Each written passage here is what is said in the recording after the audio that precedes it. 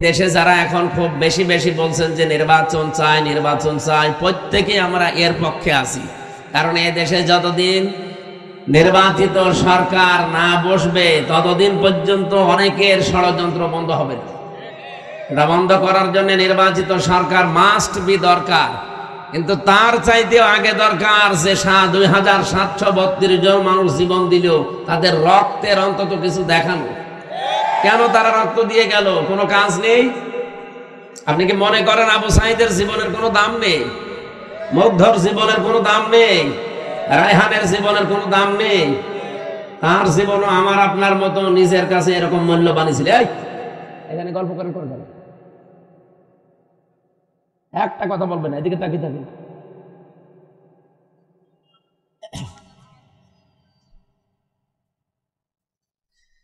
তারাও মূল্যবান ছিল, তাদের জীবনও তাদের কাছে আমাদের মতোই মূল্যবান ছিল।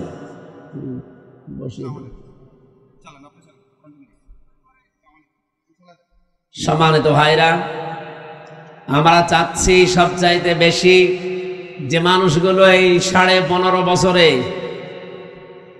পৃথিবীর নিকৃষ্ট মানুষ যে 6 জনের নাম বললাম, তার ভেতরে আর একজন যিনি পালিয়েছেন। আপনি এখন ইন্টারনেটে সার্চ দেন, 6 জনের নাম আসবে পৃথিবীতে নিকৃষ্ট মানুষ তারা। তার ভেতরে নরেন্দ্র মোদী একজন। আমি নাম নিলাম না, আমাদের দেশেরটা বদনাম হয়ে যাবে, এখন রেকর্ড হচ্ছে তো, ওইটাও একজন। মানুষ এত খারাপ হতে পারে, এত নিচে নামতে পারে। কয়েকদিন আগে একটা ভিডিও ছেড়েছিল যে হ্যাঁ, দেশের মানুষ শুধু আমারই গালি দেয়, আমারই দোষ, আমি সব একা খেয়েছি, আর কেউ খায়নি। আমার ছোট বোন যে এত খাইলো, তারে কিছু বলে না। এরপরে শব্দ আর বলা যাচ্ছে, সবগুলো খালি খায় খায় পাঠিয়েছিল। মানে কি করেছে দেশে। আমি কয়েকদিন আগে মালয়েশিয়া, সিঙ্গাপুর, থাইল্যান্ড এই দেশগুলোতে ছিলাম। এই শয়তানরা অধিকাংশ গুলো ওই দেশগুলোতে পালিয়েছে, কিন্তু ওই সাহেব পাড়া বানিয়েছে, থাকে না। সেকেন্ড হোম যেখানে, সেখানে তালা লাগানো, থাকে হচ্ছে হোটেলে। যে হোটেলে উঠে দেখি নিচে 2 জন বসে চা খাচ্ছে। কি গো হুজুর, আমরা আগেই পালিয়েছি। পালালেন কেন? এমন কাজ কেন করা লাগবে যে অন্তত চেয়ার শেষ হলেই পালানো লাগে? আর আপনি পালিয়ে হোটেলে কয়দিন থাকবেন? আপনার না 620টা বাড়ি, একটা বাড়িতেও তো থাকতে পারেন না। আপনার মাথা খারাপ হয়ে যাওয়ার কথা না যে একটা লোক 620টা বাড়ি, ও এক একটা বাড়িতে যদি 1 বছর করেও থাকে।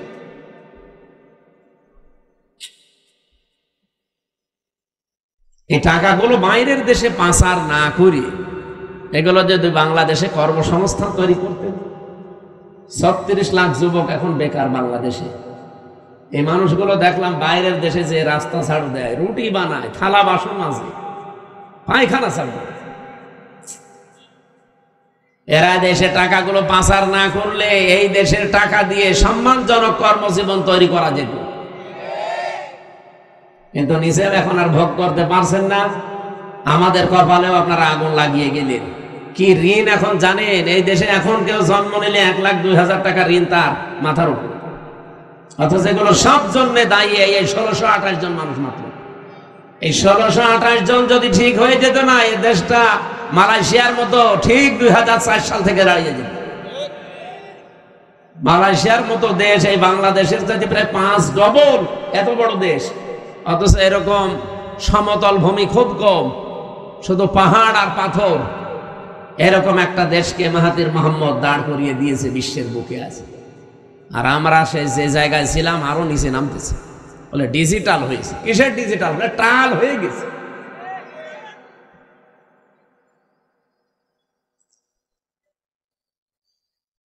যারা আমরা চাই নির্বাচন কালকেই দিয়ে দেন, কিন্তু 1628 জনের একজনও চেয়ারে থাকা যাবে না।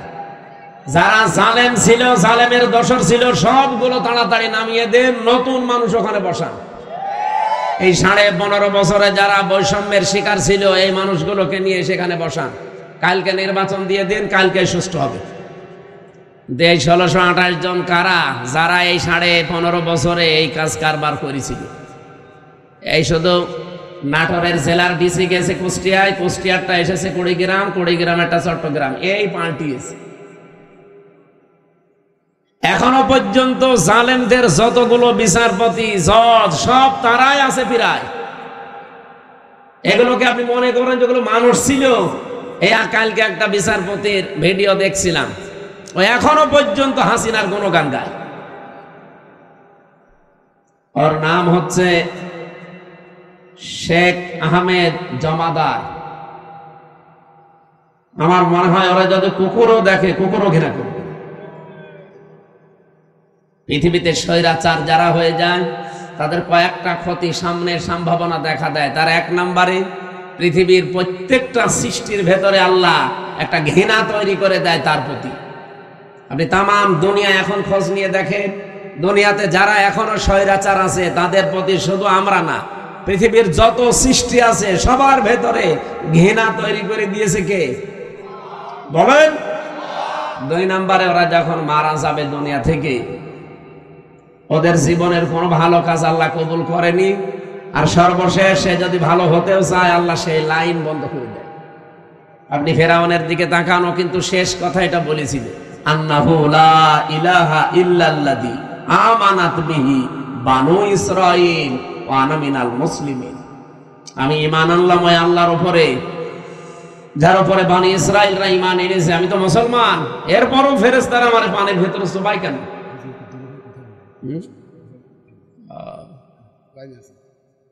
সালাম আলাইকুম দুলা ভাই। না না ঠিক আছে।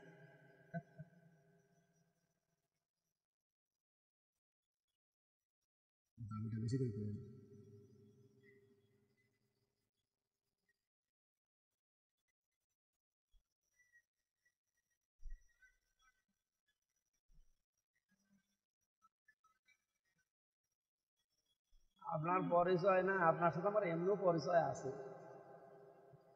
আমি আপনার বাড়িতে যাইছিলাম না রামসার কাজীপুরে, আমি 2 বার গিয়েছি।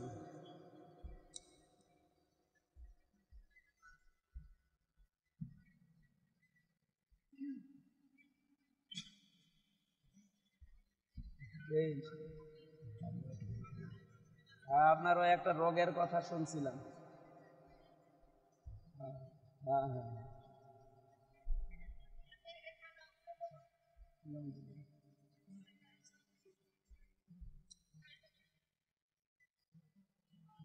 ঠিক আছে, আমানুল্লাহ। আমি আলোচনায় আছি তো।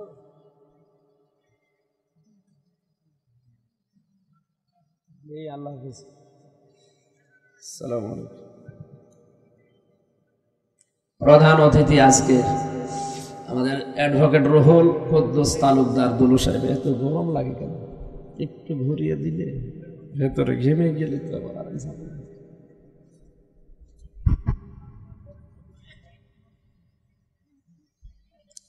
ওখানে থাক, একটু ঘুরিয়ে দেন।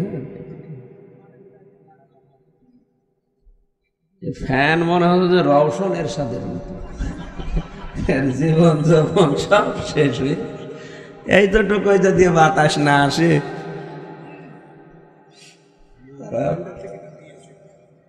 ঠিক আছে, প্রশ্ন যা দেবেন মোনাজাতের আগে দেবেন। যাদের আছে ভাই বোনেরা, যাদের প্রশ্ন আসে লিখে রাখবেন, মোনাজাতের আগে পাঠিয়ে দিবেন। আমরা কথা বলবো, ঘন্টাখানিক কথা বলবেন, ইনশাআল্লাহ। থাকবেন না? ঘন্টাখানিক সময় দেন। যেহেতু তাফসীরুল কোরআন মাহফিল লিখেছেন, নির্ধারিত আয়াতের উপরে আমরা তাফসীরের মূল নীতি 15টা, যতটুকু পারি আমরা চেষ্টা চালাচ্ছি। কথা বন্ধ করে অ্যাক্টিভ হন এদিকে। সম্মানিত ভাইরা, আমরা কথা তুলছিলাম কি, পৃথিবীর ময়দানে আল্লাহ রাব্বুল আলামিন যত স্বৈরাচারের জীবনী আমি পড়েছি, এই মানুষগুলোর বড় ক্ষতি হচ্ছে, ঘৃণা তৈরি করে দেয় সৃষ্টি জগতের ভেতরে তার প্রতি। 2 নম্বরে ওর শেষ ঠিকানা, যেটা জীবনের শেষ দিন পর্যন্ত যখন ভালো হওয়ারও চেষ্টা করে, ওকে আল্লাহ আর ভালো করার রাস্তা রাখে না। এই লোকটা সর্বশেষ বলেছিল যে আমি ঈমান আনলাম, এরপরও ফেরেশতারা আমার এভাবে পানিতে চুবায়। আল্লাহ রাব্বুল আলামিন ডাক দিয়ে বলেন, আল আন, এখন, আকাদ আসাইতা ক্বাবলু ওয়া কুনতা মিনাল মুফসিদিন, এর আগে তুমি বড় সন্ত্রাসী ছিলে, স্বৈরাচার ছিলে, ফ্যাসাদকারী ছিলে। জমিনে তোমার জন্য আমার বান্দা বান্দিরা আতঙ্কে ছিল। এখান থেকে আমি তাফসিরে ফি জিলালিল কোরআনে পড়েছি, পৃথিবীতে কোনো মানুষের কারণে যদি আল্লাহর সৃষ্টি জগৎ আতঙ্কিত হয়ে যায়, ওই লোকটাকে আল্লাহ সবচাইতে বেশি ঘৃণা করে। এটা 15.5 বছর এটা বেশি ছিল। এমন এমন মানুষ আমরা দেখেছি যাদের জন্য মানুষেরা আতঙ্কগ্রস্ত ছিল। কি আমি তো নাটোরের খবর খুব বেশি জানি না, কিন্তু শিমুল সাহেবের জানি। ওনার নাম শুনলে মানুষ আতঙ্কিত হয়ে যেত। কি জানি না, কিন্তু ভেতরে অবশ্যই এরকম কিছু আছে। দোলো সাহেবের মতো মানুষটা ওনার সাথে পেরিয়ে দেয়নি, চিন্তা করতে পারে। দোলো বাংলাদেশে যদি 20 জন থাকে তার ভেতরে একজন অন্তত, আর সে পর্যন্ত এর সাথে পারে না। তার মানে এই লোকটা কি আপনারা নিজেরাও ভালো জানেন। ইন্নামা নুমলি লাহুম লিয়াজদাদু ইসমা। মানুষ যখন পাপ করতে করতে সীমা ছাড়িয়ে যায়, আল্লাহ পাক বলেন আলাহুম আযাবুম মুহিন, তার জন্য অপমানজনক নেককার শাস্তি, নেককার অপমানজনক শাস্তি আমি একটার পর একটা রেডি করে রাখি। কোরআনের 2টা আয়াত আমার কয়েকদিন আগে আমার নজরে এসেছে। এর আগে আমি বহুবার পড়েছি, কিন্তু এইটা এইভাবে যে আছে আমি জানতাম না। বাংলাদেশ সহ বিশ্বের যতগুলো দেশে আমারে নিয়ে গেছে, যেহেতু একটা বড় গ্রুপে ছিলাম, আকিস গ্রুপে, ইনাদের মাধ্যমে বিশ্বের বহু দেশে আল্লামা সাঈদের মতো আল্লাহ রাব্বুল আলামিন ওনাদের ওসিলায় কোরআনের দাওয়াত নিয়ে যতগুলো দেশে গেছি, যতগুলো আন্তর্জাতিক সেমিনারে, বিশ্ববিদ্যালয়ে, আমি এই আয়াতটা আমার নজরে এতদিন হাজার হাজার বার পড়েছি, কিন্তু না, এখন আমার কাছে এই তথ্যগুলো আসার পর একটা আশা সঞ্চার হয়। সূরা আলাম নাশরা 5 এবং 6 নম্বর আয়াত একটু ভালো করে শোনেন, দেখেন আপনার কাছে একটা অন্যরকম অনুভূতি আসবে। কোরআনের কথা কোনো মিথ্যা নেই, 100% সত্য, নাকি 98%? আল্লাহ পাক বলেন ফাইন্না মাআল উসরি ইসরা, ইন্না মাআল উসরি ইসরা, 2 বার রিপিট করলেন। আর উসরুন মানে কষ্ট। এই শব্দের আগে আল্লাহ পাক দিয়েছেন আলিফ লাম। কোন শব্দের আগে আলিফ লাম আসলে 4টা অর্থ বের হয়। 1 নাম্বার, এটা নির্দিষ্ট করার জন্য, এটা মারেফা। এর আগে আল্লাহ মাহা দিয়েছেন, এর আগে ইন্না দিয়েছে, এর আগে ফা দিয়েছে। তাফসিরে মুফাসসিরিন ইকরাম 42টার উপরে আমি বসে বসে মিলিয়েছিলাম যে দেখি কোনটার কি বক্তব্য আয়াতের ব্যাপারে। আমার আশ্চর্য লেগেছে। ফি জিলালিল কোরআন মুফাসসির বোঝাতে চেয়েছে পৃথিবীতে কোনো মানুষ যদি একটা কষ্ট সহ্য করে 3টা কারণে, এদিকে তাকান, হচ্ছে না, আপনি যদি দুনিয়ায় কষ্ট পেয়ে থাকেন একটা কারণ, কয়টা? না, 3টা। কষ্ট পেলেই হবে না, কষ্ট যদি আপনি পেয়ে থাকেন 3 কারণে। আল্লাহ কষ্টের পরে কথা বলতে গিয়েছেন ইসরা, এর আগে আলিফ লাম দেয়নি, এটা নাকেরা, অনির্দিষ্ট শব্দ। মুফাসসিরিন ইকরাম বোঝাতে চায় আল্লাহর বক্তব্য, দুনিয়াতে যদি কেউ একটা কষ্ট সহ্য করে, কমপক্ষে তার ওই কষ্টের সাথে 70টা সুখ আল্লাহ জড়িয়ে রাখে। এ পর্যন্ত আপনারা কিছুই বোঝেন, আন্দাজে সুবহানাল্লাহ বলেছেন। এবার আমি ব্যাখ্যা দেখছি, টিকায় পড়েছিলাম, একটা কষ্ট যদি কেউ সহ্য করতে পারে দুনিয়ার এই ময়দানে, কারণ কয়টা বললাম? বলেন বলেন। 3 কারণের বাইরে যদি কষ্ট পান, তার জন্য আপনার জন্য 70টা সুখ আল্লাহ রেডি করবে না? নেই। হাসিনাও কিন্তু কষ্ট পেয়েছিল, কিন্তু এই 3 কারণের বাইরে। এবার আসেন তো, এই 3 কারণের কষ্ট আমাদের জীবনে আছে কিনা? 1 নাম্বারে যদি আপনি কষ্ট পেয়ে থাকেন আল্লাহর জন্যে, 2 নাম্বারে রাসূলুল্লাহর জন্যে, 3 নাম্বারে মানবতার জন্যে। কষ্ট কয়টা? 3টা বলেন কেন? 1টা। কারণ কয়টা? এই 3 কারণের ভেতরে যে কোনো 1 কারণে যদি দুনিয়ায় কেউ একটা কষ্ট পেয়ে থাকে, আল্লাহ যেহেতু মার পরে আলিফ লাম দিয়ে নির্দিষ্ট করে দিয়েছেন কষ্ট একটা, কিন্তু ইসরাটা নির্দিষ্ট নেই। কমপক্ষে 10 থেকে 70টা পর্যন্ত সুখ শান্তি কল্যাণ দুনিয়া আখিরাত মিলে আল্লাহ তার সাথে জড়িয়ে রাখবে। আর 15.5 বছরে আমরা যারা সত্যি কষ্ট পেয়েছি, কেউ আল্লাহর জন্য, কেউ রাসূলুল্লাহর জন্য, কেউ মানবতার জন্য, এই কথা বললেন না?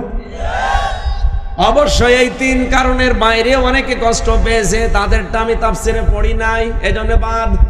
এই 3 কারণের যে কোনো একটা কারণে যদি আপনি কষ্ট পেয়ে থাকেন, আল্লাহর কসম, কোরআনের আয়াত, আল্লাহ গ্যারান্টি দিয়েছেন মাআল উসরি ইসরা, অবশ্যই দুনিয়া আখিরাত মিলে আপনাকে 70টা সুখ শান্তি ভোগ করাবে। শুধু করাবে না, শেষে হর্ষাই আছে, করাবে। এবার যেহেতু আয়াতটা রিপিট করেছেন আল্লাহ, সিস্টেম অপর পৃষ্ঠা দেখুন। আল্লাহ পাক বলেন, দুনিয়াতে কেউ যদি একটা সুখ পায় আর ওই সুখটা যদি অবৈধ হয়, আবার বলছি, আপনি যদি একটা সুখ ভোগ করেন দুনিয়ায় আর সুখটা যদি হয় অবৈধ, একটা সুখের কারণে কমপক্ষে 70টা দুঃখ, যন্ত্রণা, কষ্ট, অকল্যাণ আপনার সাথে আল্লাহ জড়িয়ে রাখবে। এবার আমি একটা একটা করে উদাহরণ বলছি। পৃথিবীতে অনেকেই কিন্তু সুখ পেয়েছে, অবৈধ সুখ, যেমন এই যে পরকীয়া প্রেম করে সুখ পায় না, না এই এলাকায় সব নেই? যারা পরকীয়া প্রেমে লিপ্ত আছেন, আপনিও সুখ পেয়েছেন, শান্তি পেয়েছেন, কিন্তু এটা কি বৈধ না অবৈধ? বলেন বলেন। এরকম অবৈধ সুখ একটা যদি ভোগ করে থাকেন, আপনাকে আল্লাহ কষ্ট দেবে, দুঃখ দেবে কয়টা? 70টা। আর এবারে মিলান, 15.5 বছরে যারা ক্ষমতায় ছিল, বৈধ ভাবে না অবৈধ? তাহলে সুখ তারা পায়নি। বলেন বলেন, যত সুখ পেয়েছে সব বৈধ সুখ না অবৈধ? আপনি এবার হাসিনা থেকে শুরু করে যারা ছিল বলেন, এই 15.5 বছরে যদি অন্তত 50টা সুখ পেয়ে থাকে, আমি কি সুখের নামগুলো বলবো? আরে সুখের নাম বলার দরকার কি? আপনি তো সুখ পেয়েছেন, বাবা শাহজালাল সব হালাল করে নিয়েছিলেন। যেটা আপনার না, জোর করে সেটা আপনি দখল করে নিয়েছিলেন। নবীজির হাদিস আমি পড়েছিলাম প্রথমে, এটা হযরতে আবু যর থেকে বর্ণিত। বিশ্ব নবী বলেন, মানিদ দারা মা লাইসা লাহু ফালাইসা মিন্না ওয়ালিয়াতাবাব্বা মাকআদাহু মিনান নার। মুসলিম শরীফের হাদিস। এদিকে তাকান। 1 নম্বরে নবীজি বলেন, দুনিয়ার এই ময়দানে যেটা তোমার না, জোর করে যদি ওটা কেউ জোর জবরদস্তি করে দখল করে নেয়, 2টা শাস্তি তার জীবনে মাস্ট বি হবে। 1 নম্বরে ওই দিন থেকে ফালাইসা মিন্না, ও আমার উম্মত থেকে বের হয়ে গেছে। 2 নম্বরে ওয়ালিয়াতাবাব্বা মাকআদাহু মিনান নার। আল্লাহ পাক বলেন, নবীজি বলেন, এটা মুসলিম শরীফ যে নবীজির কথা, ও নিজের জায়গা যেন জাহান্নামে একটা লিখে বরাদ্দ করে রেখে দিয়েছে। হ্যাঁ, এখানে হাদিসের ব্যাখ্যায় মুহাদ্দিস যারা, তারা ব্যাখ্যা করতে গিয়ে দিয়েছেন, যে জিনিস আপনার না, ওইটা যদি আপনি আবার নিয়ে নেন, আপনার জন্য এই 2টা শাস্তি। কিন্তু আপনার জিনিস যদি কেউ দখলে রাখে, ওইটা যদি আপনি ফেরত নেন, এটার জন্য আপনার ওই 2টা শাস্তি নেই। বোঝেননি? আমি জানি না। আপনার যে জিনিস দখল করে নিয়েছে একজন, আপনি যদি এখন কিছু পেয়ে ওইটা আবার নিজের আয়ত্তে নিয়ে নেন, আপনার জন্য হাদিসে বর্ণিত ওই 2টা শাস্তির একটাও হবে না। কিন্তু যে জিনিস আপনার না, জোর করে যদি আপনি নিজের দখলে দুনিয়ায় নিয়ে নেন, আপনি ওই দিন থেকে নবীর উম্মতের বাইরে চলে গেছেন। আপনি নামাজ পড়তে পারেন, রোজা রাখতে পারেন, হজ করতে পারেন, কিন্তু নবীর উম্মত আপনি আর নেই। কিন্তু ওটা যদি আপনারই ছিল, দখল করেছিল একজন, সেটা আপনি আবার ফেরত পেয়েছেন, আপনার জন্য শাস্তি না? এই বাংলাদেশে অনেকের নামে আমরা দেখি খালি চাঁদাবাজির কথা শুনলে একজনের জিনিস নিয়ে নিয়ে এটা শুনলে খালি এক দলের প্রতি আর এক দলের প্রতি এই যে কাদা ছোড়াছড়ি চলছে।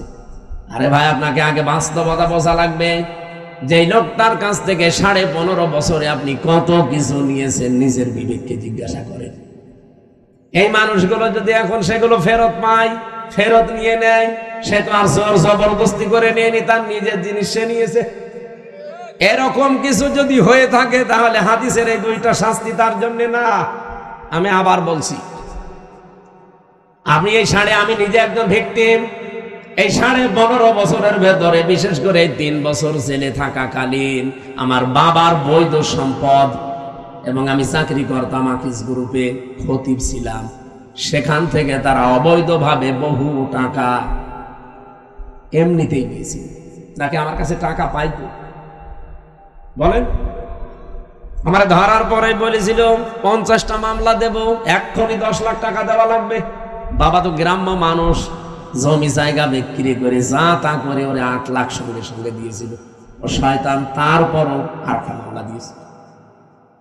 এভাবে খেপে খেপে বাবার কাছ থেকে প্রায় 32 লাখ টাকা নিয়েছে। আকিস গ্রুপের কাছেও নিয়েছে প্রায় 30-32 লাখ। 3 বছরে বলেন তো এত টাকা যারা নিল, ওই টাকার মালিক তো তারাই, আর ওগুলো বৈধ মালিক। এখন যদি ওই টাকাগুলো আমি ফেরত চাই, আমার অন্যায় হবে, কারণ জিনিস তো আমারই। আপনি তো জোর করে জবরদস্তি করে উল্টাপাল্টা মামলা দিয়ে টাকাগুলো নিলেন। এখন আপনার বিরুদ্ধে মামলা দিলে ওই টাকা যদি সরকার আমারে ফেরত দেয়, আমার দোষ কিসের? আমার জিনিস আমি ফেরত পেয়েছি। কয়েকদিন আগে যে সিরাজগঞ্জ গোল চত্বরে বসেছিলাম, তারেক জিয়া সাহেবের গ্রামে গিয়েছিলাম এক মাহফিলে, গাবতলী থানা না, ওই গ্রামে গিয়েছিলাম আগস্টের 5 তারিখের আগে। স্টেজ থেকে তাড়তে তাড়তে মাঠের ভেতরে ওসি সহ আমারে প্রায় 1-1.5 কিলোমিটার তাড়িয়েছে। পা মা কেটে ওই দিন আমার গাড়িটা ড্রাইভারটা ধরে আটকে রেখে দিয়েছিল। পরবর্তীতে যাদের পাঠালাম তাদের বলেছে টাকা দিতে বলেন। কিসের টাকা? দেওয়া লাগবে। 1,13,000 টাকা গুছিয়ে দিয়েছিল বিভিন্ন জায়গা থেকে। ওই দিন তো আমি নিজেই পালিয়ে বেড়াচ্ছি। মে মাসের মনে হয় শেষের দিকে হবে। আগস্টের 5 তারিখের পরে সেই দেশ পরিবর্তন হয়ে গেছে, ওর নামে বিভাগীয় মামলা হয়েছে। ওরে এখান থেকে পাঠিয়ে দিয়েছে কক্সবাজারের টেকনাফে। ওর বন্ধু এখানে চাকরি করে, আর একজন খোঁজ পেয়েছে যে আমার মাহফিল সিরাজগঞ্জে, ওই জায়গা থেকে চলে এসেছে। এসে আমি চা খাচ্ছিলাম, হঠাৎ করে এসে বলছো, হুজুর আসসালামু আলাইকুম, আমারে মাফ করে দেন। কে আপনি? আমি সে বসি আজাদ। আরে ভাই, আপনারাই খুঁজছি, এদিকে আসুন। আপনারাই খুঁজতেছি। আরে যে বেকার আমার গাড়িটা আটক করে নিয়ে এতগুলো টাকা নিলেন, আর আমার যে তাড়া দিয়েছিলেন, আমার বিভাগীয় মামলা হয়েছে, আমার চাকরি মনে হয় থাকবে না, আমারে দিয়েছে সেই বান্ধব কি কক্সবাজারের টেকনাফে। আমি অনেক কষ্ট করে এসেছি আমার এই বন্ধুর মাধ্যমে খোঁজ নিয়ে, আপনি আমার মাফ করে দিয়েন। কোনো অনুষ্ঠানে যেন অন্তত আমার নামে কিছু বললেন না। আমি কিছু বলবো না, আগে টাকা ফেরত দেন। আচ্ছা, টাকা নেই, টাকা নেই তো কিসের মাফ? 7 দিন সময় দিলাম, টাকা ফেরত দেওয়া লাগবে। আপনাদের এই নাটোরের সন্তান একজন ছিল আব্দুল বাড়ি রশিদি, এই যে সিংড়ায় বাড়ি, ওই ভাইয়ের গাড়ি আটকিয়েছিল। শেষ পর্যন্ত এখানে ডিস্টার্ব করা যাবে না, থাক, এখানে দাঁড়িয়ে থাকবে, আপনি যান, আপনি এখানে এসে বসেন তো ভাই।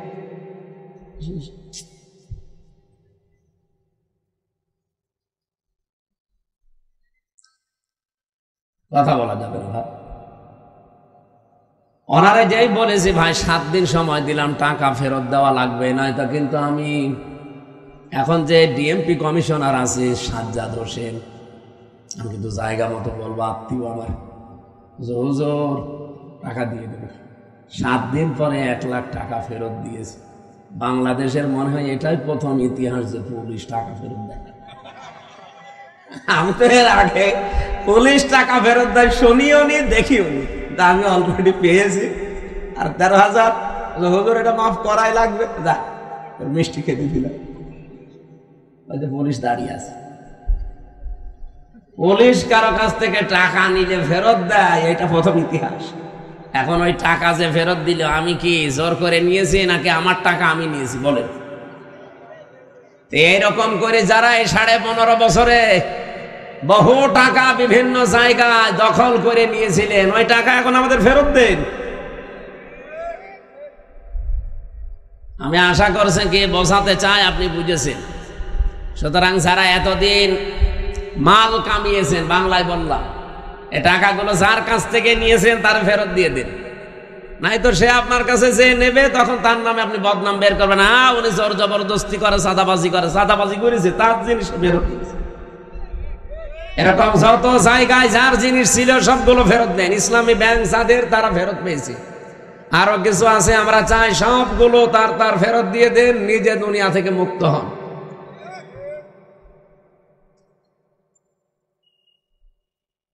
একজন ওসিকে পেয়েছিলাম জেলখানায়, আমি তো ফাঁসির কন্ডেম সেলে থাকতাম সব সময়। উনি আমার এসে একদিন বলছো, হুজুর আপনি তো তওবার কথা বলেন। আমি ওখানে ভেতরে ওই ওয়াক্তীয় নামাজ পড়াতাম, আমার পেছনে নামাজ পড়ার জন্য অনেকে আসতো। নামাজের পরে 2-3 মিনিট করে কথা বলতাম। একদিন তাওবার বিষয়ে কথা বললে উনি আমারে বলছো, হুজুর আমি একটা তাওবা করেছি, দেখেন তো আমার তাওবা হয়েছে কিনা। কি সেই যে নির্বাচন গেল, আমি বাইরে ছিলাম, এখন আমার 8 বছর জেল, এটা হত্যা মামলার। আমি ওই সময় রাত 12টার পর থেকে আমার লোকজন নিয়ে ভোট কাটা আরম্ভ করেছিলাম। ফজরের আজান পর্যন্ত কাজ কাম করিয়ে সব জায়গা মতো পাঠিয়ে দিয়েছি। এরপরে গোসল করার পরে ওযু করে 2 রাকাত তাওবার নামাজ পড়ে বললাম, আস্তাগফিরুল্লাহ। আমার এই তওবা কি হয়েছে? না, আপনার ইয়ার কি হয়েছে? এটা কি তওবা বলে? আপনি কি আল্লাহর কাছে দোষ করেছেন যে আস্তাগফিরুল্লাহ পড়ছেন? আপনি তো দোষ করেছেন হামজার কাছে। একটা এমপি বানাতে 3.5 লাখ 4 লাখ হামজা লাগে, হামজার বউ লাগে। কথা বলছেন না কেন? আপনি তাদেরটা নিজে সব একা দিয়ে দিলেন, আর এখন বলছেন আস্তাগফিরুল্লাহ। আপনার মাফ হতে পারে, তাওবা কবুল হতে পারে যদি বের হওয়ার পর ওই 3.5 লাখ 4 লাখ হামজার বর কাছে যে বলবেন যে এই ভুল করে ফেলেছিলাম, আমারে মাফ করে দিন। তারা মন থেকে যদি বলে ঠিক আছে মাফ করে দিলাম, আপনি মাফ পাবেন। আর তারা যদি বলে না, কিসের মাপ, আপনাকে আমরা থাপড়াবো, প্রত্যেকে একটা করে থাপ্পড় দেবো, তাই খাবেন। কি কথা বলছেন? দুনিয়ায় বিচার যদি না হয়, কিয়ামতের দিন আল্লাহ নিজে বিচার করবে। কারণ আপনি যারা আল্লাহর হক নষ্ট করেননি, হক নষ্ট করেছেন, হক বলে বান্দার হক। কিন্তু আপনার জন্য আমার আফসোস, আপনি হয়তো 8 বছর জেল খাটার পরে বের হয়ে যাবেন, বের হয়ে দেখবেন অনেক হামজা দুনিয়া থেকে মারা গেছে। কি অনেক হামজার বউ দুনিয়ায় নেই, তারাও মারা গেছে। আপনি তাদের কাছে মাফ চাবেন কি করে? এটা আপনার জন্য সবচাইতে বড় ভয়ঙ্কর বিষয়। 15.5 বছরে যারা অবৈধ সুখ পেয়েছেন, একটা আপনার জন্য 70টা অপমান অপেক্ষা করছে। এই কথা বলে না কেন? আমি এটা বানিয়ে বলছি। সূরা আলাম নাসরা 5 এবং 6 নম্বর আয়াত বাড়ি যে মিলিয়ে দেখবেন এই কথাগুলো আছে। দুনিয়াতে যদি কেউ অবৈধ একটা সুখ ভোগ করে থাকেন, মাস্ট বি তার জীবনে কমপক্ষে 70টা অকল্যাণ, দুঃখ, কষ্ট আমার আল্লাহ এর সাথে সাথে রেডি করে রেখেছেন। এই জন্য আল্লাহ মার পরেই দিয়েছেন ওসর। আল্লাহ মাটা না দিলে অর্থ হয়ে যেত ইন্নাল উসরি ইসরা, অর্থ হয়ে যেত। কেন আল্লাহ ইন্নার পরে মা দিলেন? আমি চিন্তা ভাবনা করে কোরআন পড়ি, আন্দাজে কোনো বিষয় আমার ভেতরে যায় না, আমি পড়িও না ওইভাবে যে আমি পড়িয়েই যাব, আন্দাজে না, যে কোনো শব্দ নিয়ে আমি চেষ্টা করি এর একেবারে নিচে যাওয়ার। আমার এই ছোট্ট মাথার ভেতরে এখন এই গবেষণাটা এসেছে, দুনিয়ায় যদি কেউ একটা অবৈধ সুখ ভোগ করে থাকেন, আল্লাহ পাক দুনিয়া আখিরাত মিলে আপনাকে অপমান করবে কমপক্ষে 70টা। এতদিন যারা এগুলো ভোগ করেছেন, বলেন তো এই 15.5 বছরে যদি 50টা সুখ ভোগ করে থাকেন, তাহলে এক একটা 70টা হলে 50টা সুখ ভোগ করলে কতগুলো অপমান। হ্যাঁ 350, 3,500, 3,500 দুঃখ কষ্ট অপমান ও কল্যাণ আপনার দুনিয়াতে আখেরাতে মিলে আল্লাহ দান করবে। তারপরে চট করে ঢুকে পড়বেন, অবশ্য এখনই চট করে চলে আসবে। আরে ভাই এতগুলো দুঃখ আপনি কে নেবে? আপনার কি, আপনার তো বাবা নেই, বাবা কি ভোগ করবে? আপনার জীবনে ভোগ করা লাগবে। এক একটা সুখ ভোগ করার কারণে কি সুখে ছিলেন এবার নিজে মিলান। 15.5 বছরে যারা সুখ পেয়েছেন, একটা অবৈধ সুখের কারণে 70টা করে কষ্ট আপনার পেছনে লেগে আছে। এই জন্য মা আছে যারা আরবি গ্রামার বোঝে, ওদের জিজ্ঞাসা করেন। আমি আবার বলছি, দুনিয়াতে সত্যি যদি আমরা কেউ আল্লাহর জন্য কষ্ট পেয়ে থাকি, মানবতার জন্য কষ্ট পেয়ে থাকি, রাসূলুল্লাহর জন্য কষ্ট পেয়ে থাকি, একটা কষ্টের জন্য কমপক্ষে দুনিয়া আখিরাতে 70টা সুখ আল্লাহ রেডি করে রেখেছে। এই জন্য আমরা আশায় বুক বাঁধি, যত কষ্ট এই দেশের মানুষেরা আল্লাহর জন্য, রাসূলুল্লাহর জন্য, ইসলামের জন্য, মানবতার জন্য সহ্য করেছি, আগামীর এই দেশ আমার আল্লাহ অবশ্যই অবশ্যই কোরআনের হাতে দেবেন।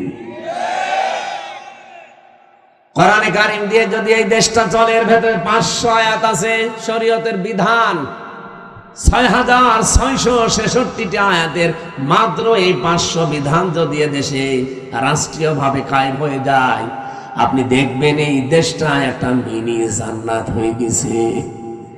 মরণের পরে জান্নাত পাওয়া যাবে সেটা তো অনেক পরে। প্রতিদিন যে দোয়া করেন, রব্বানা আতিনা ফিদ দুনিয়া হাসানা ওয়া ফিল আখিরাতি হাসানা ওয়া কিনা আযাবান নার, আল্লাহ দুনিয়া দাও আগে, এরপরে আখিরাত দিও। কেউ কি আগে বলে আখিরাত দিও তারপরে দুনিয়া দিও? বলে কেউ? কেউ বলে না। আর আল্লাহ ওইভাবে শেখানো নি, উনি শিখিয়েছেন ধারাবাহিক। কাবা শরীফে গিয়ে দেখলাম রুকনে ইয়ামিনী থেকে শুরু করে হজরে আসওয়াদ, এই জায়গাটা লক্ষ লক্ষ হাজিরা যাবার সময় এই আয়াতটা পড়ছে, রব্বানা আতিনা ফিদ দুনিয়া হাসানা ওয়া ফিল আখিরাতি হাসানা ওয়া কিনা আযাবান নার। বলেন আমিন।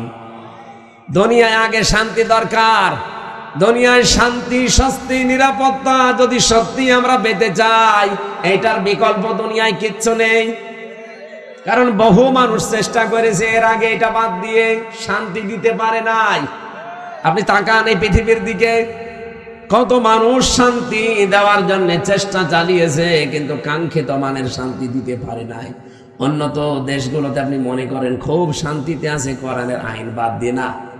বাইরের দেশগুলোতে আমাদের নরসিংদীর বাবুরহাটের মতো শান্তি পাইনি। রাত 8টা, 8:30টার পরে বড় বড় মার্কেট গুলো, শপিং মল সব বন্ধ করে দেয়, কারণ নিরাপত্তা দেবার মতো তাদের হাতে কোনো মাল ম্যাটারেস নেই। এত পাহারাদার, এত উন্নত প্রযুক্তি, এইটা যদি থাকে, তারপরও তো বাংলাদেশে এটা এখন নেই। নরসিংদী বাবুরহাটে রাত 12টা, 1টা, 2টা নেই, দেখেন মানুষ কিভাবে ব্যবসা করছে। হযরত ওমর জানিয়েছিলেন, কোরআনের 500 আইন যদি পৃথিবীতে কায়েম হয়ে যায়, হাজরে আসওয়াদ থেকে হাজরা মাউত পর্যন্ত, সানাই থেকে হাজরা মাউত, এ বিশাল রাস্তা, একজন সওদাগর লক্ষ লক্ষ টাকার মালামাল নিয়ে চলতে থাকবে, একজন যুবতী মেয়ে পোড়া শরীরে গহনা গাঁটি নিয়ে চলতে থাকবে, ওর মনের ভেতরে একটা ভয় কাজ করবে না, শুধু আল্লাহর ভয় বাদে অন্য কারো। আমরা তো ওই রকম পরিবার চাই, ওই রকম সমাজ চাই, ওই রকম দেশ চাই। টেকনাফ থেকে তেতুলিয়া পর্যন্ত একজন মানুষ লক্ষ লক্ষ টাকা নিয়ে আসবে, ওর মনের ভেতরে চিন্তায়ের ভয় থাকবে না, চুরির ভয় থাকবে না, কোনো ডাকাতির ভয় থাকবে না, একটা ভয় থাকবে কার? বলেন বলেন। মিনি জান্নাত হয়ে যাবে দেশটা। ওই দৃশ্যটা আমরা চোখে দেখতে চাই।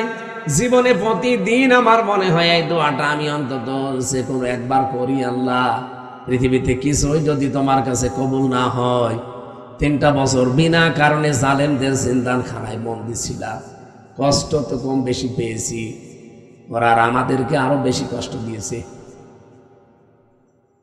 আমি তারেক জিয়া সাহেবের পিএস, জনাব মিয়া নুরুদ্দিন অপু ভাই, ওনার বন্ধু গিয়াসউদ্দিন মামুন ভাই, এই দুইজনের সাথে আর আল্লামা মামুনুল হক, এই চারজন আমরা পাশাপাশি ছিলাম 3 বছরে।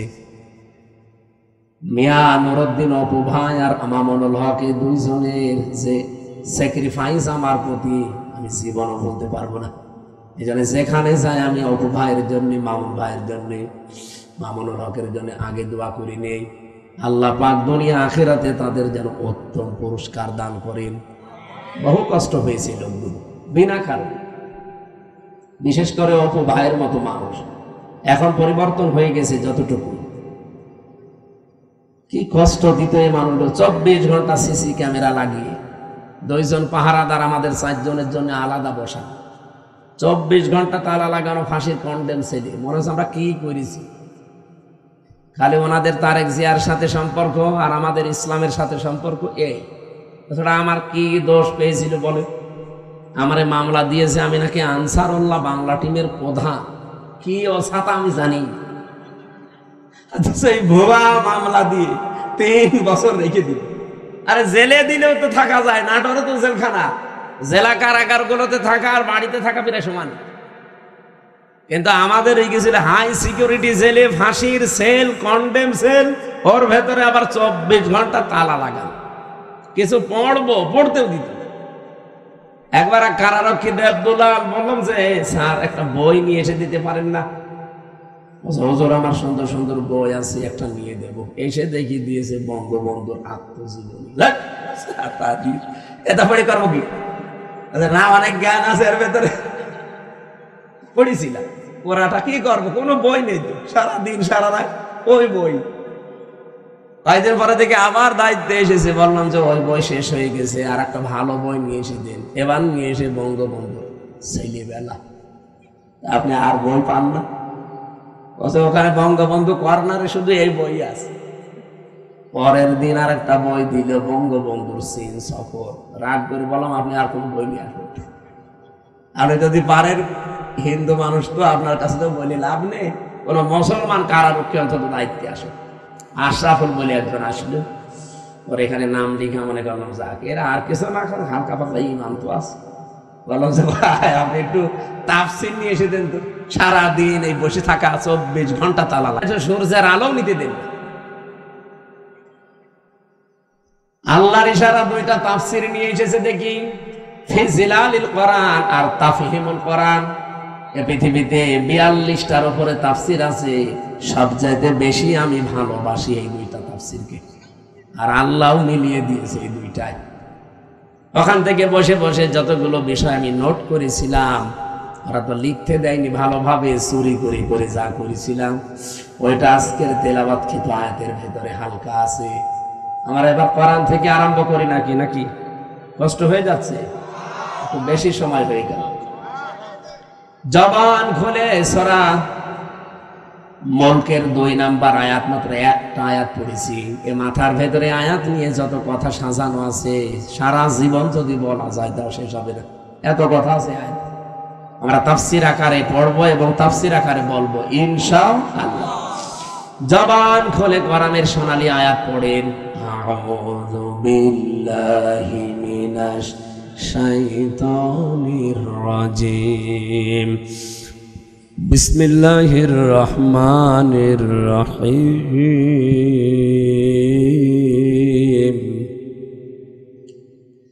الذي خلق الموت والحياة ليبلوكم أيكم أحسن عملا وهو العزيز الغفور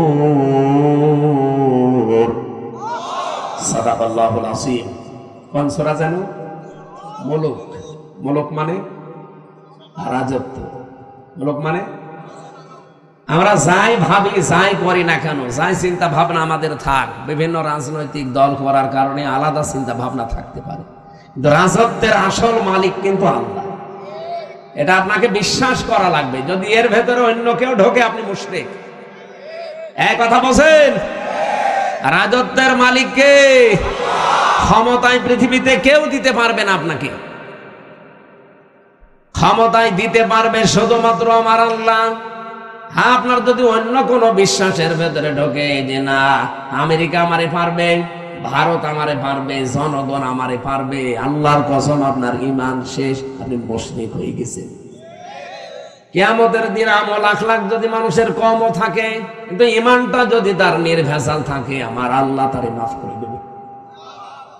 আমল আপনি গাড়ি গাড়ি করেছেন, কিন্তু ঈমানের ভেতরে যদি ভেজাল থাকে, ওয়াকাদিমনা ইলা মা আমিলু মিন আমালিন ফাজআলনাহু হাবাআম মানসুরা। এই পৃথিবীতে কোন মানুষ যদি শিরিক যুক্ত আমল নিয়ে আল্লাহর কাছে হাজির হয়, যে এই দেখেন ওর আমলটা দেখার পরে আল্লাহ ধুলি কণার মতো ওর মুখের উপরে নিক্ষেপ করবে। আল্লাহর এক বান্দা আয়াতটা নিয়ে চিন্তা করছিলেন। এক বাজারে গেছে বাজার করার জন্য, হঠাৎ বাজারওয়ালা দোকানদারকে 100 টাকার একটা নোট দিয়ে বাজারগুলো সদাইগুলো দিয়ে দেন। আমি তো এভাবে বলেন পালন করে বলছো হুজুরে টাকা চলে না, অচল টাকা, এর মাঝে যে একটা দাগ থাকার দরকার ওটা নেই, এটা জাল টাকা, ভেজাল, আপনি নিয়ে যান, অন্য সময় দিয়ে যাবেন। যেই বলেছে এটা জাল অচল, উনি সেন্সলেস হয়ে গেছে। লোকজন এসে বলেছে দোকানদার এই লোকটাকে মেরেছেন, বলছে না আগে ওর হুঁশ ফেরান। পানি দিয়ে বাতাস দিয়ে যখন হুঁশ ফিরিয়ে এসেছে, পরে জিজ্ঞাসা করছে ভাই আপনি অজ্ঞান হয়ে গেলেন কেন?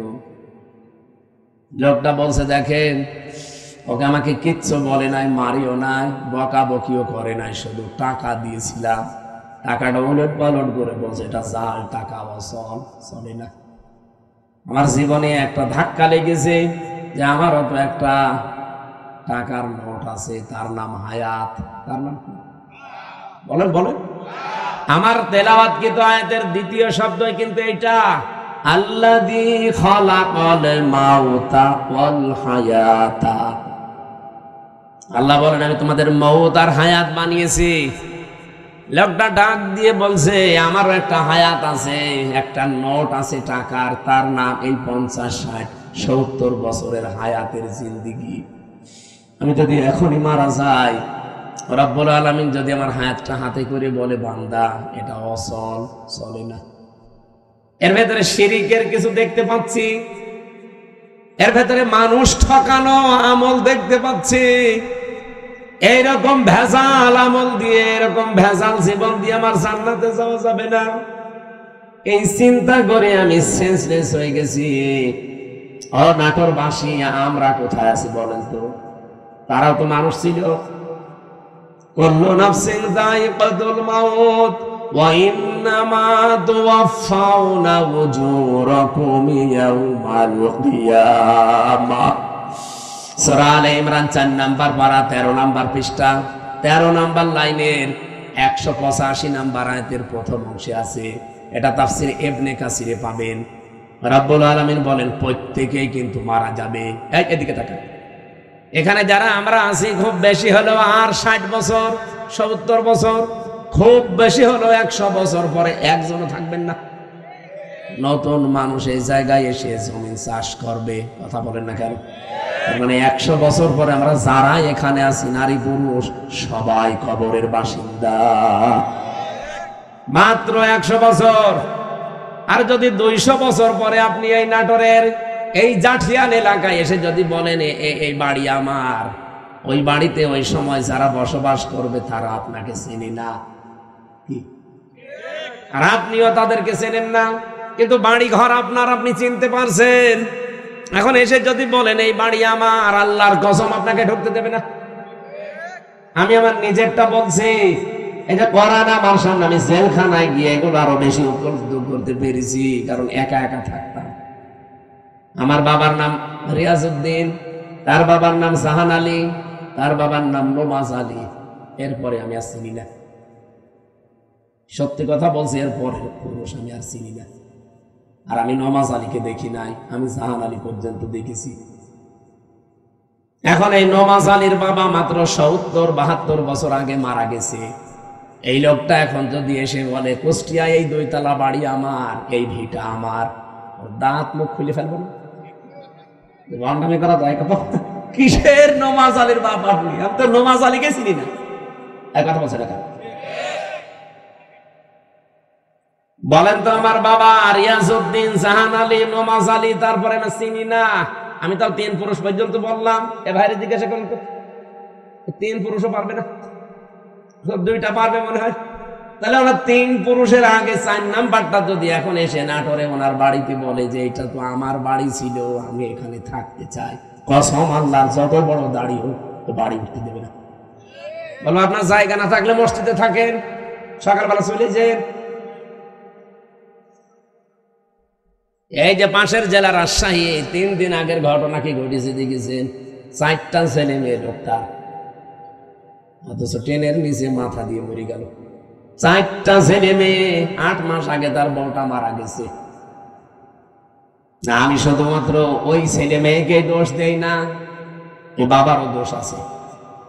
কারণ কোরআনে কারিমের যে নির্দেশগুলো ছিল সন্তান হওয়ার পরে 11টা, আপনি খালি জন্ম দিয়ে ছেড়ে দেবেন তা না। ওই 4টা ছেলে মেয়েকে যদিও কোরআনে বর্ণিত 11টা শিক্ষা দিত, যে বৌমা 2টার কারণে লোকটা আত্মহত্যা করলো, ওই রকম বউ ছেলেরা 14টা বাদ দিয়ে দিত।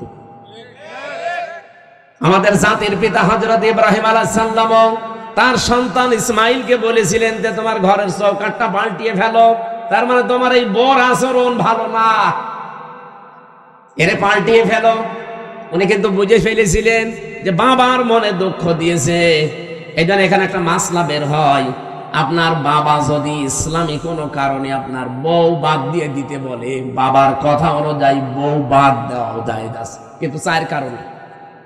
আপনি বাবা ওই যে যৌতুকের টাকা পাইনি এই জন্য বাদ দিতে বলছে, ওই রকম বাবার কথা মানা যাবে না।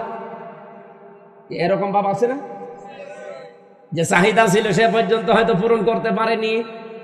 এমনকি অনেকে এই যে বরযাত্রী নিয়ে যাওয়ার সময় ছেলের বাবা এই কথা বলে যে বিয়ায় আমি কিচ্ছু চাই না, শুধু 500 লোক খাওয়াবেন।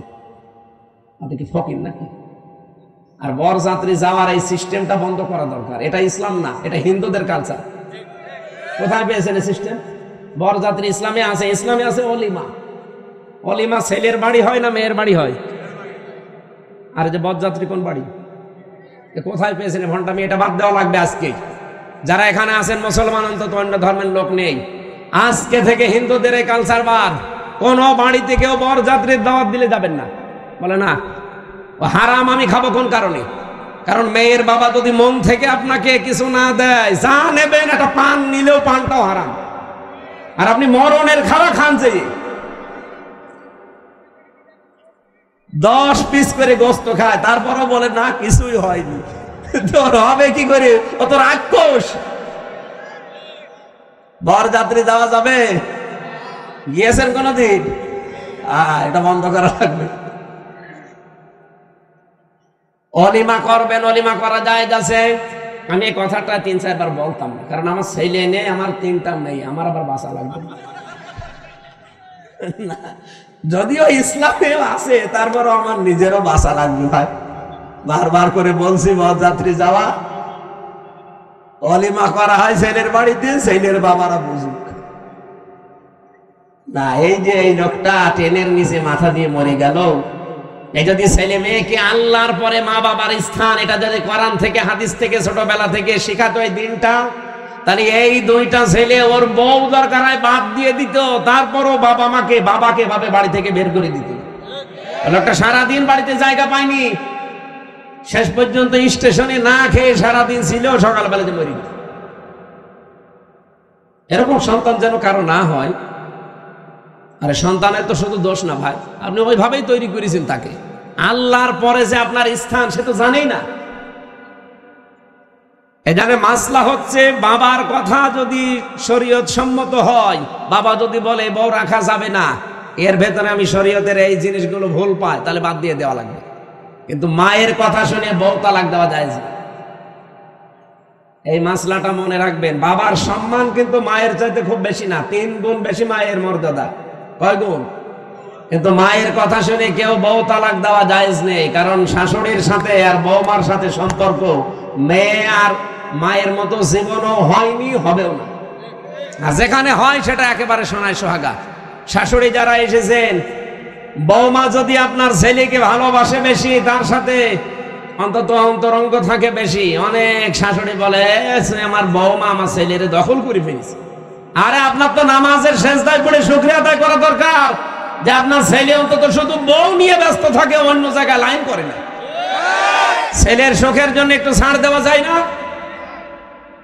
এখানে যারা শাশুড়ি বসে আছেন অবশ্যই আপনাকে ছাড় দেওয়া লাগবে, কারণ আপনার ছেলের সুখের জন্য 10 মাস 10 দিন আপনি কষ্ট করেছিলেন, 22 থেকে 25 বছর একাধারে কষ্ট করলেন।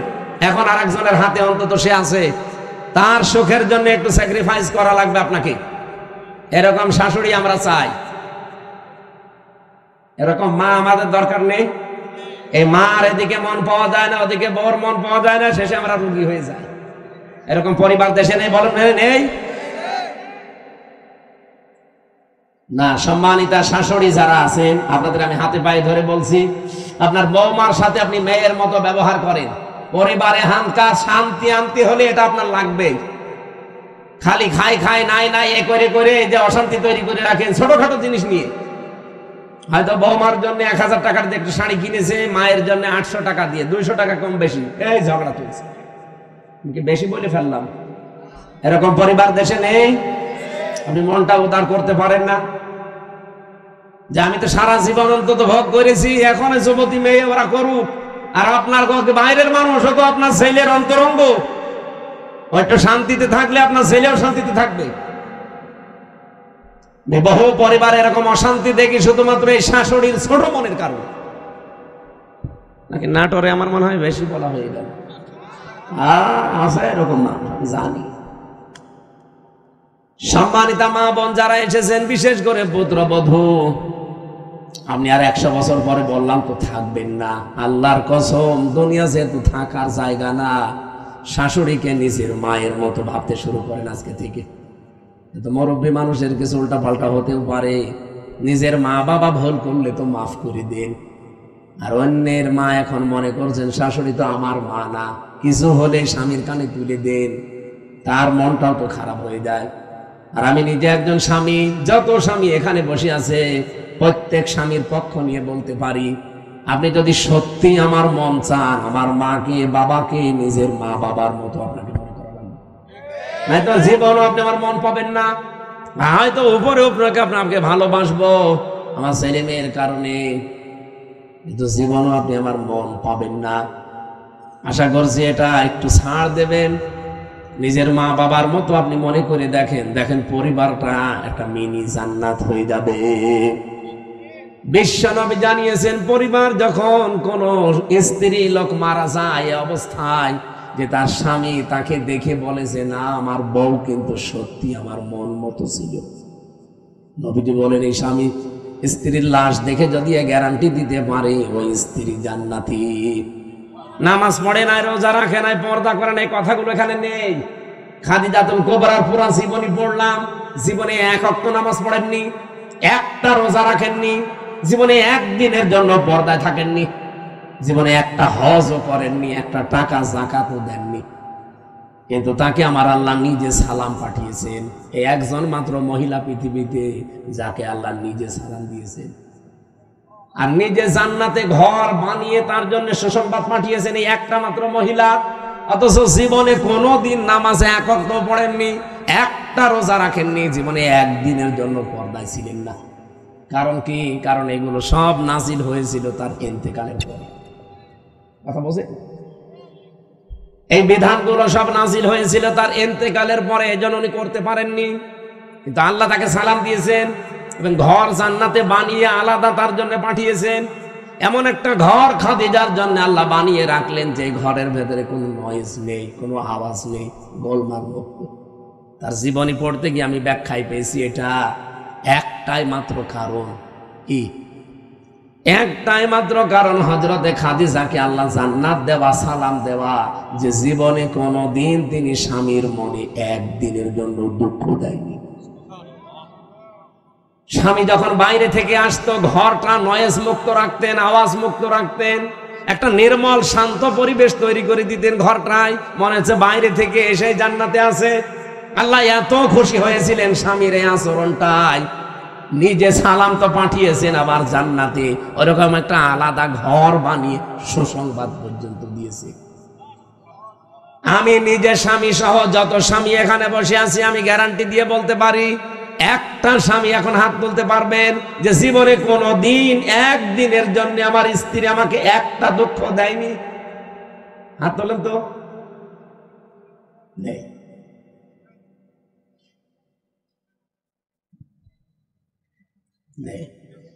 এই দুইজন তো হাত তুলতে পারে।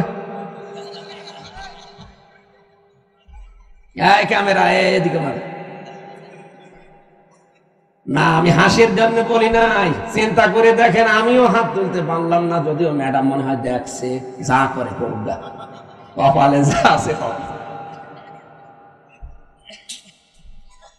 কি আশ্চর্য মেয়েরা, এই যে হাজার হাজার মহিলারা বসে আছে, ওরা মনে করে নামাজ পড়লে, রোজা রাখলে আর কালো বোরকা পড়লে আমি জান্নাতি। কে বলিস আপনাকে? খাদিজা তো জীবনে এক ওয়াক্ত নামাজ পড়েনি, একটা রোজা রাখেনি, একটা দিনের জন্য পর্দা ছিল না, জীবনে কোনো দিন একটা দিনের জন্য, একবারের জন্য স্বামীর মনে তিনি দুঃখ দেয়নি। এরকম স্ত্রী তৈরি করা দরকার না?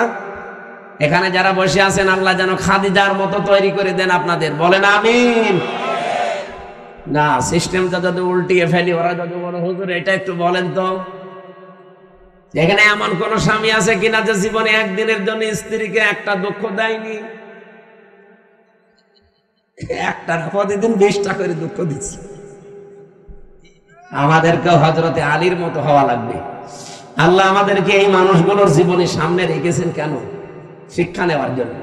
পরিবারটা জান্নাত হয়ে যাওয়ার কথা, অথচ 100টার প্রায় 99টা পরিবার এখন শান্তি নেই। সে আলেম বলেন, হুজুর বলেন আর জেনারেল বলেন, সবগুলো এখন অশান্তি, এই শুধু ছোট মনের কারণে। আমি দুনিয়ার একটা হিসাব দিচ্ছিলাম, আমি নিজের দাদার বাবাকে পর্যন্ত আর চিনতে পারছি না। 200 বছর পরে আমিও যদি কুষ্টিয়ায় আমার ওই বাড়িতে এসে বলি এই বাড়ি আমি বানিয়েছিলাম, আল্লাহর কসম 200 বছর পরে যারা ওখানে বাস করবে আমারে কুষ্টিয়ায় ঢুকতে দেবে না। আল্লাহ এর পরের অংশে দিয়েছেন, ওয়া ইন্নামা তুওয়াফাউনা উজুরাকুম ইয়াউমাল কিয়ামাহ। ও পৃথিবীর মানুষেরা, বুঝে শুনে কাজ কারবার করবা, যা করো না কেন এইটা কিন্তু তোমারে দেওয়া হবে, যা করবা এইটাই তোমাকে দেওয়া হবে। ফামান যুহজিহা আনিন নার, এইটা বলার জন্য আমি এ পর্যন্ত আসলাম, ভালো করে শুনবেন। ফামান যুহজিহা আনিন নার ওয়া উদখিলাল জান্নাতা ফাকাদ ফাজ। এখানে আয়াতের 2টা তাফসীর হয়। আলেম যারা আছেন তাদেরকে বলছি ভালো করে মিলাবেন। প্রথম তাফসীর হচ্ছে, ওই লোকটার জীবন আসল সফল, যাকে আল্লাহ জাহান্নামের আগুন থেকে মাফ করে দিয়ে জান্নাতে দিয়ে দেবে, সেই লোকটা সফল। আর একটা তাফসীর হচ্ছে, পৃথিবীর ময়দানে যতদিন সে বেঁচে আছে, জাহান্নামের কাজগুলো যখন আস্তে আস্তে ছেড়ে দিয়ে জান্নাতের কাজের দিকে আস্তে আস্তে এগিয়ে যেতে পারে, তখন সে যেন মনে করে আমি সফল হচ্ছি। আগে নামাজ পড়তো না, এখন ধরেছে, আগে সুদ খাইতো, এখন ছেড়ে দিয়েছে। এরকম কাজ কারবার গুলো যখন আপনি জাহান্নামের কাজ একটা একটা করে ছেড়ে দিয়ে জান্নাতের কাজের দিকে এগিয়ে যেতে পারবেন, আপনি মনে করবেন আল্লাহ পাক আমাকে জীবন সফল করে দিচ্ছে। আপনি বলেন তো, হচ্ছে আপনার জীবনে এটা? না। আগে বিড়ি খেতেন না, এখন আরো খান। আগে সুদ খেতেন না, এখন খান। এমনকি এখানেও আমার মনে হয় এমন এমন মানুষ বসে আছে, সুদের টাকা ছেড়ে দেয়, 1000 টাকা দিলে 100 টাকা বেশি দেয়। এরকম মানুষ টাকা ছেড়ে দিয়ে রেখেছে, সেই টাকা ওয়াজ শুনে যে তুলবে, এরকম মানুষ নেই। অলরেডি যে টাকা ছেড়ে দিয়ে এসেছে, ওয়াজ শেষ করে কালকে যে ওই টাকা তুলবে সুদের টাকা, নাকি এলাকা এখনো শুরু হয়নি? তা কারা কারা সুদের টাকা ছেড়ে দেবেন হাত তোলেন তো। একজন তা দাঁড়িয়ে মানুষ।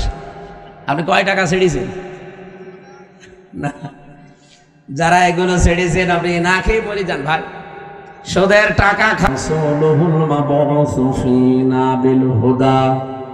ودين الحق ليظهره على الأديان صلى الله عليه وعلى آله وصحابه الكرام ما دام الشمس والقمر بجريان والنجم والشجر يسجدان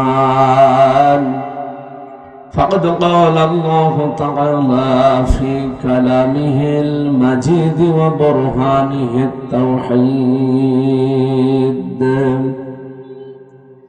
أعوذ بالله من الشيطان الرجيم بسم الله الرحمن الرحيم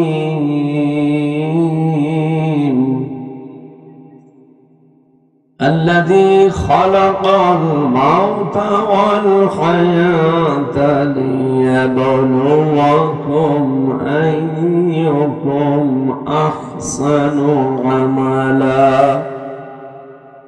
وهو العزيز الغفور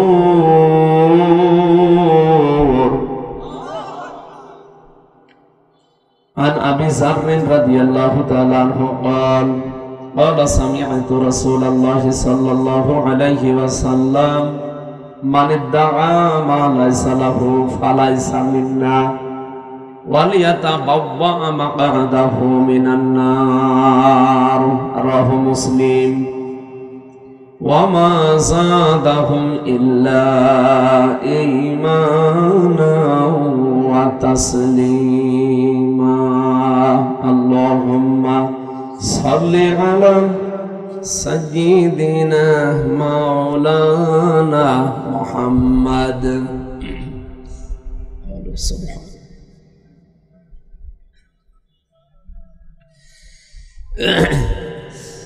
জীবনে কখনো তুমি মিথ্যা বলনি, তাই তো তোমায় পেতে কাঁদে ধরণী।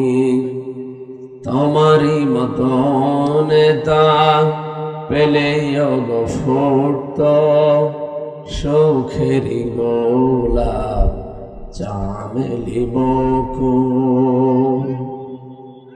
আলহামদুলিল্লাহ একই আরম্ভ হয়েছে ঠান্ডা করে। আর এই যে এখানে দাঁড়িয়ে থাকেন, কি সমস্যা কি? দুই পাশে দেখি সব জায়গায় কিছু মানুষ বসে পড়ে, জায়গা পেলেই বসে পড়ে ভাই, যেখানে জায়গা পান ওখানে বসে পড়ে। আর যদি দাঁড়িয়ে থাকতে খুব ভালো লাগে ওই দূরে দাঁড়ান। বাংলাদেশের ঐতিহ্যবাহী জেলা নাটোর, এটা সদর থানার অন্তর্গত জাঠিয়ান দারুস সালাম হাফিজিয়া কওমি মাদ্রাসা। এখন আসলে ঠিক আছে, দিয়ে দেব। সম্মানিত মা বোনেরা, আপনাদেরকে ধন্যবাদ জানাচ্ছি। বিভিন্ন জায়গা থেকে কালেকশন করা টাকা সব আজকে দিয়ে দিয়েছে। তাফসীরুল কোরআন মাহফিলের স্বনামধন্য সভাপতি জনাব মোহাম্মদ মাহবুবুল আলম, উনি এই অত্র মাদ্রাসার দাতা সদস্য এসেছে। উনি ওনার একটু দরকার ছিল, ঠিক আছে আমি দেখবো ইনশাআল্লাহ। মাহফিলে এতক্ষণ পর্যন্ত যিনি কোরআনে কারীম থেকে বিশ্বনবীর হাদিস থেকে কথা বলছিলেন, আপনাদের নাটোরের সন্তান। এই পাশেই তার নানা নানির এলাকা, মায়ের দেশ, ইসলামিক চিন্তাবিদ, মুফাসসিরে কোরআন, শ্রদ্ধাভাজন বড় ভাই জনাব মাওলানা রুহুল আমিন জিহাদি। জিহাদ চলছে তো ঠিক মতো ইনশাআল্লাহ? হ্যাঁ, সব জায়গায় জিহাদ চলছে। হায়াতে তাজ্জেবা সিহাতে করলিয়া কামনা করছি, আল্লাহ যেন তাকে দান করেন, বলেন আমিন। তার মায়ের দেশ তো, নানা নানি বেঁচে আছে ভাইয়ের? নাই, কবরে আল্লাহ জান্নাতুল ফেরদাউস তৈরি করে দেন। এখানে প্রধান অতিথি সাবেক এমপি, সাবেক মন্ত্রী জনাব অ্যাডভোকেট রুহুল কুদ্দুস তালুকদার দুলু দামাত বারকাতুহুমুল আলিয়া, বিশেষ অতিথি অনেক মানুষের নাম দিয়েছেন আপনারা, বিশেষ করে জনাব মোহাম্মদ রহিম নওয়াজ, জনাব আসাদুজ্জামান আসাদ, জনাব জিলুর রহমান খান, মোস্তাফিজুর রহমান, সাইফুল ইসলাম, মাহতাব আলী সহ মঞ্চে বসা মোজাম্মেল হক, অন্যান্য ওলামা ইকরাম, সামনে বসা মুসলমান ভাইরা, পর্দার আড়ালের সম্মানিতা মা এবং বোনেরা, প্রশাসনের ভাইরা, প্রাণ প্রিয় নাটোরবাসী, আল্লাহর দরবারে শুকরিয়া জানাচ্ছি যিনি আমাদেরকে এখনো শান্ত রেখেছে। বাংলাদেশ সহ বিশ্বে এখন বিভিন্ন জায়গায় মুসলমানকে অশান্ত করার জন্য বিভিন্ন জাতি গোষ্ঠী চেষ্টায় আছে। তার ভেতরে অন্যতম এই ভারতের উগ্রপন্থী কিছু হিন্দুরা। এরা যা আরম্ভ করছে আপনারা দেখতে পাচ্ছেন। 1157 সাল থেকে শুরু করে এই আজকের দিন পর্যন্ত ভারতে প্রায় আমি যতগুলো তালিকা পেয়েছি যারা শাসন করেছে, 5 বছর 7 বছর 10 বছর এভাবে যারা শাসন করেছে, তার ভেতরে 710 বছর একাধারে মুসলমানেরা শাসন করেছিল। এতদিনের ভেতরে কোনো হিন্দু মুসলমানের টার্গেট ছিল না। কি এর আগেও যারা ছিল তাদের দ্বারাও মুসলমানেরা টার্গেট ছিল না। কিন্তু এখন যিনি আছে পৃথিবীর নিকৃষ্ট মানুষ 6 জন, তার ভেতরে এই নরেন্দ্র মোদী একজন। এ লোকটার নাম আমি মুখে নিলে আমার কেমন যেন মনে হয় আরেকবার ওযু করি। এটা টাটকা নির্ভেজাল শয়তান। আমি তার শয়তান দেখিনি কোনোদিন, যদি দেখতাম আমার মনে হয় এরকমই হতো। এই যে এত শয়তানি করত, শয়তানকেও ছাড়িয়ে চলে গেছে। আর মানুষ এত নিকৃষ্ট হয় কি করে? আমার মনে হয় ওর সাথে যদি জানোয়ারের তুলনা দেয়, জানোয়ার বলবে হুজুর আপনি মাফ করেন, ওর সাথে আমার তুলনা দেবেন না, কারণ ওর চাইতে আমি ভালো। যাদের শ্রবণ শক্তি আছে, শোনার পরেও তারা না শোনার ভান করে থাকে। যাদের দর্শন শক্তি আছে, এটা দেখার পরেও না দেখার ভান করে থাকে। যাদের হৃদয় আছে, কলব আছে, অন্তর আছে, ভাবার পরেও ভাবে না। আল্লাহ বলেন এগুলো মানুষ বলা ঠিক না। উলাইকা কাল আনআম বাল হুম আদল, এরা জানোয়ারের চাইতেও খারাপ। উলাইকা হুমুল গাফিলুন, এরা গাফেল। এই জন্য এদের কানে এগুলো হয়তো পৌঁছাবে না। কিন্তু হালকা পাতলা যাদের বিবেকে কাজ করে, তারা এর পেছনে থাকে। কিভাবে থাকে? আমাদের বাপদাদা পূর্বপুরুষ যারা, তারা ভারতবর্ষে বহু জায়গা অক্ষ করেছিল। ওরা এখন এই অক্ষ আইন নতুন করে তৈরি করে মুসলমানদের এই সম্পদগুলো মসজিদের জায়গা বলেন, খানকার জায়গা বলেন, ঈদগার জায়গা বলেন, মাদ্রাসার জায়গা বলেন, সবগুলো এখন তারা দখল করে নিজেদের দখলে নিয়ে নিচ্ছে। শুধু এদের ভেতরে না, তামাম পৃথিবীতে আরো একটা নিকৃষ্ট জাতি আছে, তারা ইহুদি। 1940 সালে তাদেরকে এই যে আমাদের রোহিঙ্গাদের মতো থাকতে দিয়েছিল এই ফিলিস্তিনের ভাই বোনরা, দয়া করেছিল তাদের প্রতি। অথচ দেখেন এখন তারাই দয়ার পাত্র হয়ে গেছে। তাদেরকে নিজেদের বাড়ি ঘরকে উৎখাত করে তাড়িয়ে সেই জায়গা তারা দখলবাজি করে সব নিজেদের আয়ত্তে নিয়ে নিচ্ছে। পৃথিবীর মুসলিম শাসক যারা আছেন, 57টা মুসলিম দেশ আছে পৃথিবীতে। এটা রেকর্ড হচ্ছে, এই জন্য জানাচ্ছি।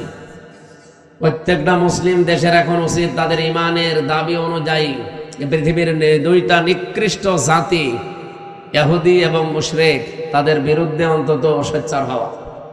যার যেখানে যা আছে যতটুকু ওইটা নিয়ে দাঁড়িয়ে যাওয়া, মোকাবেলা করা, প্রতিরোধ করা, প্রতিবাদ করা। যদি না করেন, যে বিশ্বের 210 কোটি মুসলমান যে রাষ্ট্রে আছে, এরা ইমানের দাবি অনুযায়ী হলেও যদি রাস্তায় নেমে আসে না, চেয়ারে থাকতে পারবেন না।